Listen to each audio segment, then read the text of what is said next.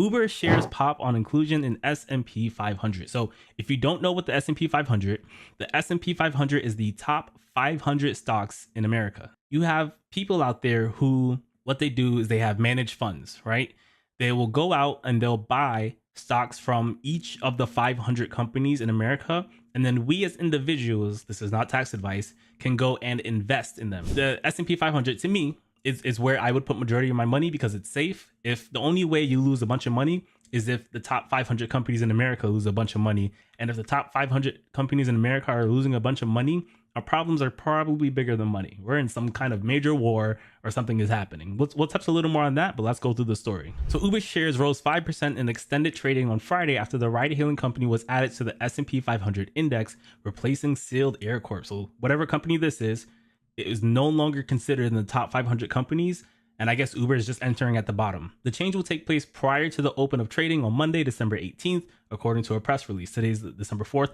If you're trying to buy it now, like, you might increase money, but like, just understand stock prices, the price fluctuations have news built into them. So even though it hasn't technically happened yet, just based off of this news, people have bought the stock, and that's going to reflect it in the stock price. A company's stock price often rises on news. See, I just literally what I just said. A company's stock price often rises on news that it's joining the S&P 500 because fund managers who track the benchmark, which gets updated each quarter, have to acquire the shares. They have to go out and buy the shares. Companies also have to meet certain valuation and profitability requirements. Uber shares debuted on the New York Stock Exchange in 2019, but the company was burning cash as it had to pay drivers enough to stay competitive in a low margin business. Its preferred metric was adjusted earnings before interest, tax, depreciation, and amortization. This is very clear-cut picture of why some of us might feel we're getting paid less, because people who were invested in Ubers, like big companies, were giving them money, and they were taking that money as incentives to get drivers on the platform.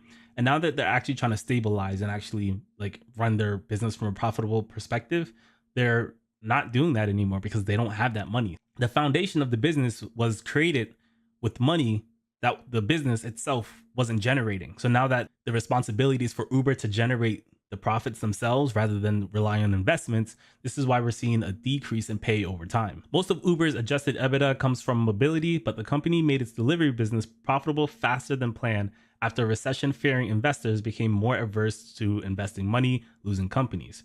Growing advertising revenue has also contributed to Uber's profitability. And this is really important. Some business plan to run on other people's money until they can't. Like Amazon wasn't profitable for like, what was it, like 10 years, I think it was. But it's on purpose. They're saying, okay, we're getting money, right? Let's invest it. Let's spend it so that we can grow faster. But as soon as Uber was worried that, you know, their investors will pull back because of the recession or just because of how the times are right now, they said, all right, let's actually try to make money. And all of the changes we've seen over the last year or two is the response to that. Uber eliminated more than 3,500 jobs in 2020, and executives have since worked to improve its cost structure. For example, they reduced the cost of deliveries. Uber reported a net income of $221 million on $9.29 billion in revenue in the third quarter. That's not that great. That's actually pretty bad. And in the past 4 quarters altogether, it generated over $1 billion in profit. This is great. So yeah. So it's what 4 times that. So that's an improvement. According to S&P's rules, members of the index must have positive earnings in the most recent quarter and over prior 4 quarters in total.